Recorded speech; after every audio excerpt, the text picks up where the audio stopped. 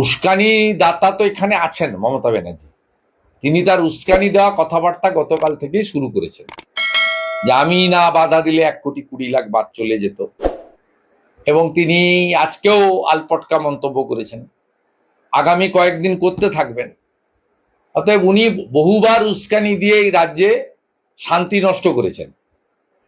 উনি সিএ কে এনআরসি বলে প্রথম মিছিল করেছিলেন, স্মৃতির মোড় থেকে শ্যামবাজার 5 মাথার মোড়, আগুন লাগিয়েছিলেন।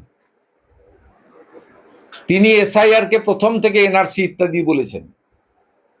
তিনি ওয়াকফ অ্যামেন্ডমেন্ট বিল বলেছিলেন আমি বেঁচে থাকতেও চালু হবে না, উনি চালু করেছেন এই রাজ্যে।